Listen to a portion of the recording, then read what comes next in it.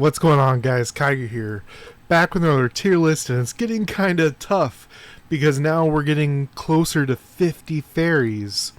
A little over 40. I think we're at 43 right now, and I'm going to talk to you about PvP and PvE. Let's get into it.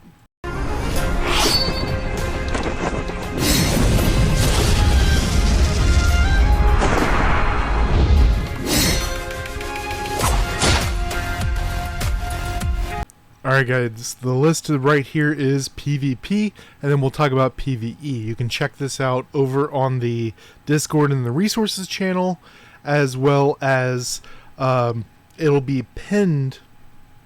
They are pinned in the Discord channel, as well as all videos like this.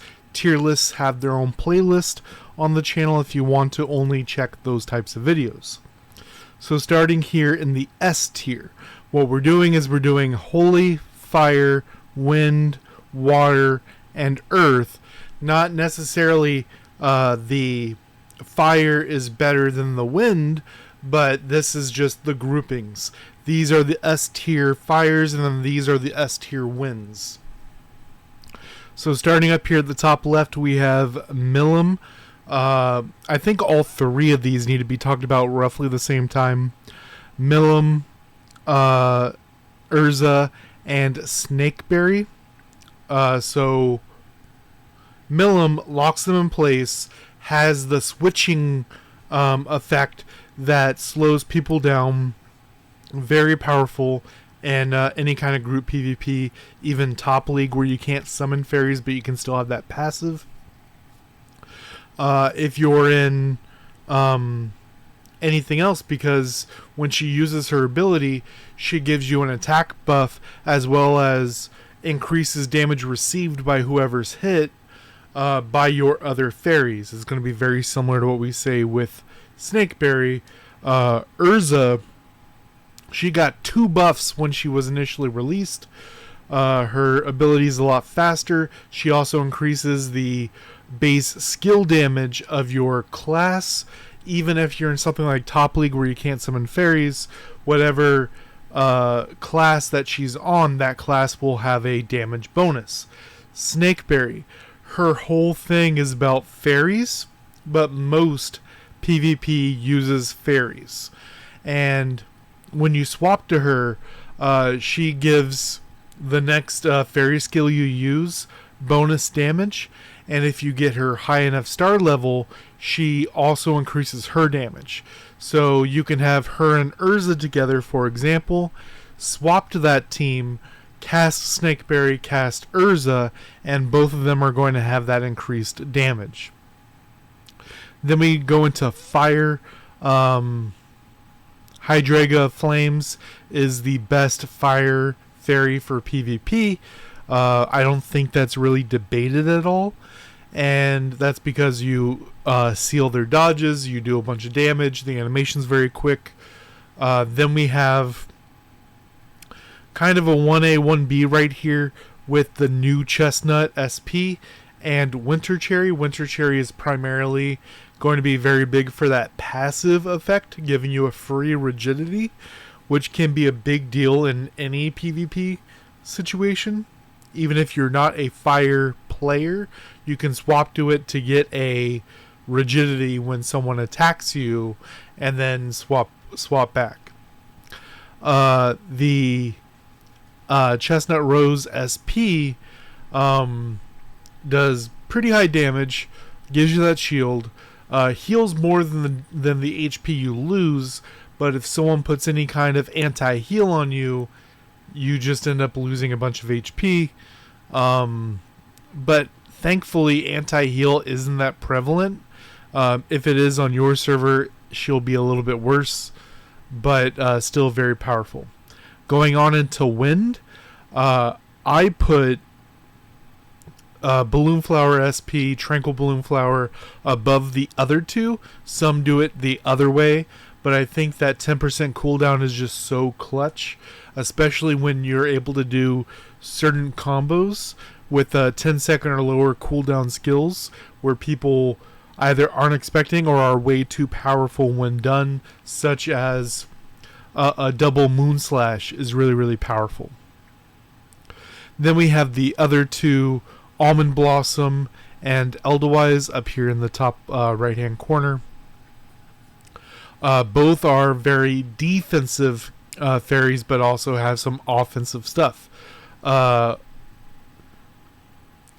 Blossom will ignore the first CC coming your way. Eldewise will give you plus crit immunity. Eldewise, using her skill, stops them from getting buffs from things like Star Blessing and such. And Almond Blossom will give you a bunch of dodge, and every time you dodge, it goes down. So very, very powerful. Then down here at the bottom of S, which is the water, then earth, we have water. Blue Rose increases damage when you're high HP. You take less damage when you're low HP. Regardless if you're tank or not, as water, she's your most powerful fairy. Then we have Gardenia, which is more focused on tank builds, but in a tank build is very, very powerful. And then we have the new Earth Fairy, Birds of Paradise. Tons of CC with the stunning aspect, and then damage applied to it. It does 6 stuns, so even if they use a dodge, they're going to get hit by 1 or 2 of them. Tulip has the gambling mechanic, which gives you a bunch of extra damage. And then Foxglove, if you get a shield, which we have a lot of abilities and passives that gives us shields, gives you that crit, which is powerful in all game modes. Then in the A tier, we have Butterfly Orchid, giving you that shield, which is important because we have a lot of healing effects, but we don't have anything that stops the incoming damage, so you have time to heal, as well as if you get her high enough stars, she will also do a root effect very similar to Milim, allowing you to lock them down as a setup skill for something else. Sakura, a lot of people would put her down in the B tier nowadays. I still think she's up in the A. Just it requires a bit more knowledge of how to use her. And she's really like a follow-up fairy.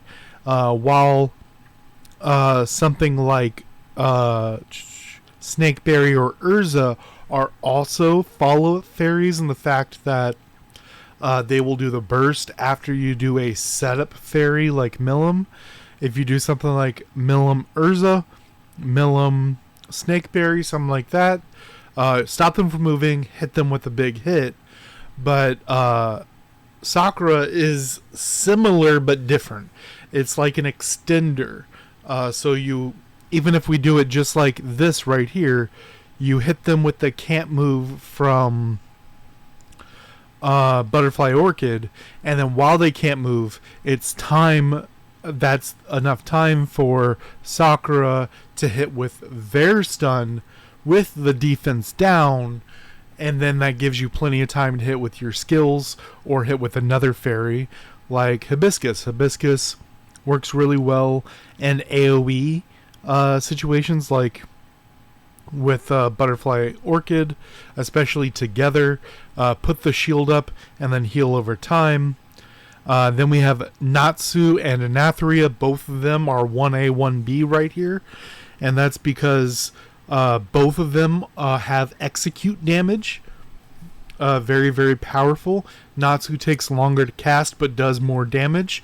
Anatheria is faster and also does anti-heal, which is powerful in PvP as we talked about above. Ikoria, get LGL free card. If you die, you get revived.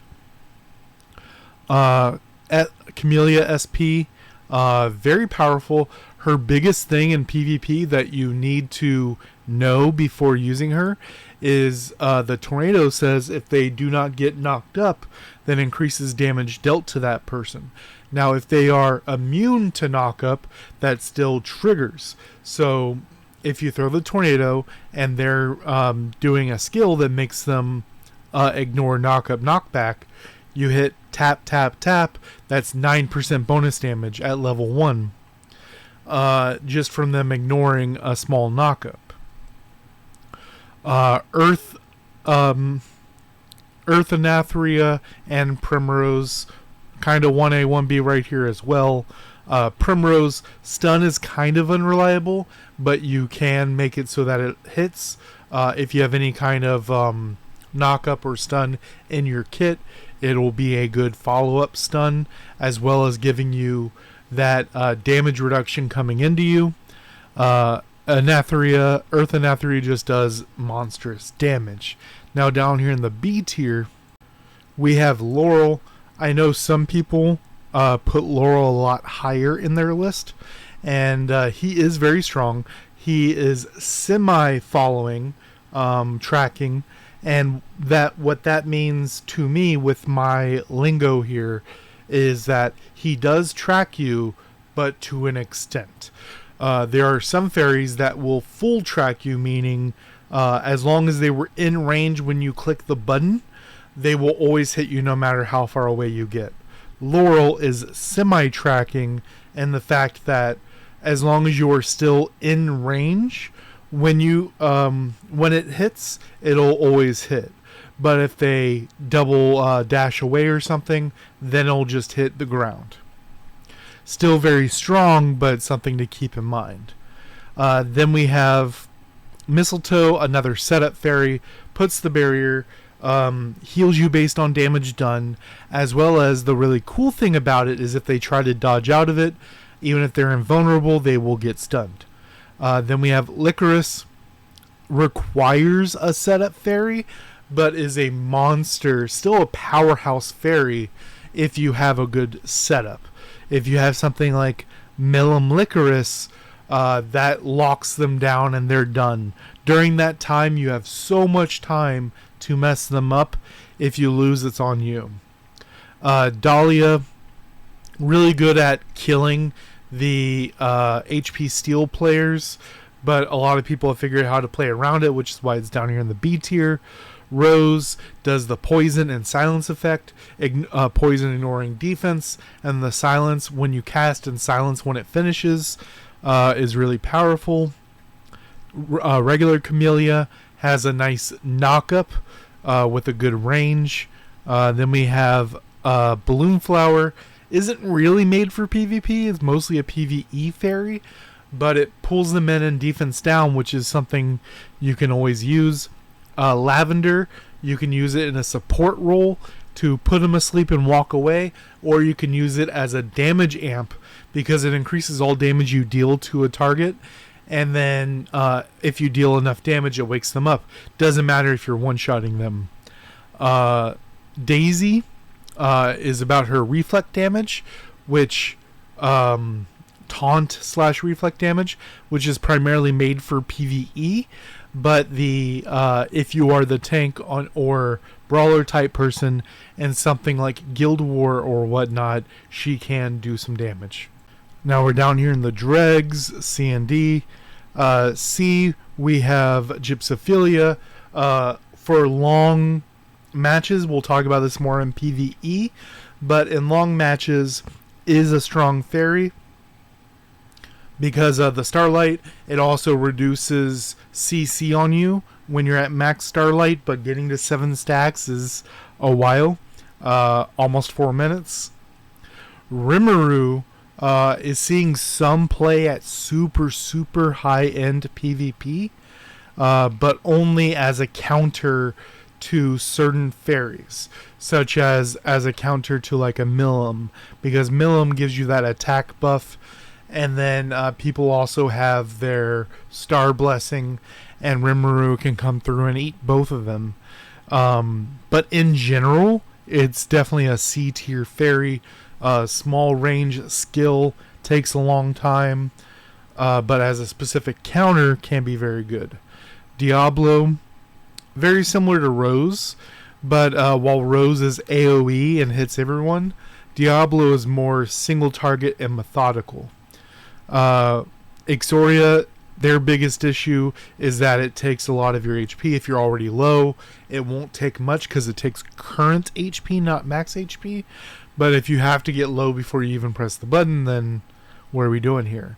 Hyacinth, gives you cooldown, and that's literally all he does. He's a cooldown battery, but we've gotten a lot better cooldown effects. The sisters here, Lotus and Hydreiga, one does silence, one does stun, one gives you a defense up, one is faster. Down here we have Carnation, which is very good. We'll talk about in PvE because of how the level 5 or higher Echo works with a road, and she can stack up a road very, very quickly. Down here we have Twins. She's made for PvE. Regular Chestnut, made for PvE. Made for PvE. Made for PvE. Very slow, and kind of requires, to get the most out of Viola, you need to have it as your active fairy and let it basic attack. But we're at a spot where people are changing fairy teams all the time. That's not going to happen. Candok is Candok, then Marigold. Now into PvE. There are going to be some that I need to talk about a little bit more.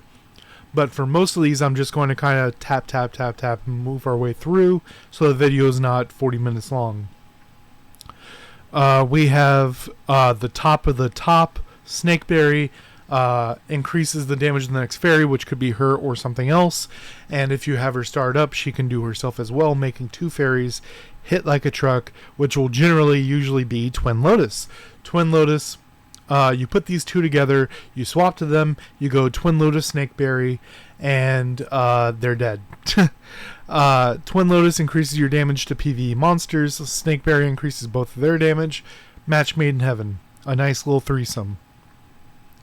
Then we have Gypsophilia, and long drawn out PvE battles is very, very strong.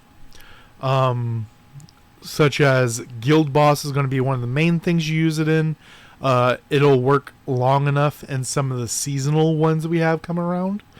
But it needs to hit to do what it needs to do. Winter Cherry is the top of the top. Out of all elemental fairies in PvE, Winter Cherry is the best. Because it gives the target elemental weakness to fire, which she's fire, as well as a damage amp to that target. So while there's a couple other fairies that can give elemental weakness, this does elemental weakness and damage amp, which is still the only one to do it. Hydreiga Flames, high damage. The anti-dodge doesn't matter, but it's a quick animation and high damage.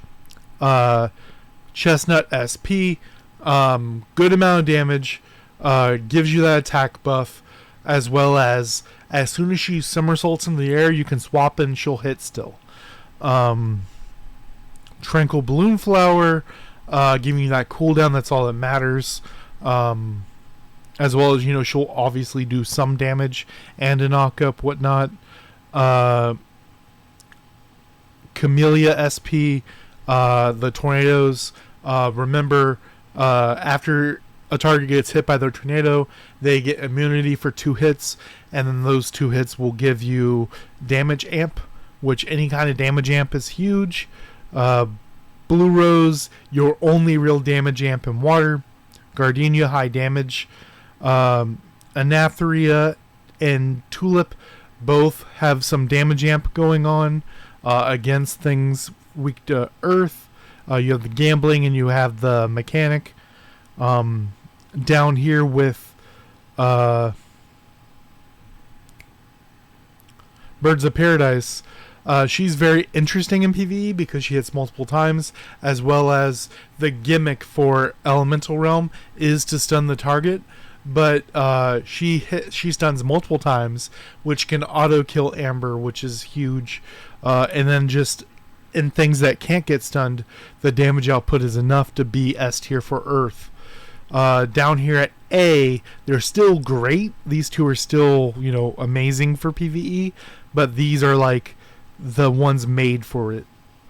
We have Milim, that gives you attack buff and increases damage dealt by your other fairies, as well as when you swap to her, she does AoE damage. Urza, quick animation, high damage, and increases the damage dealt by your skills that she's on.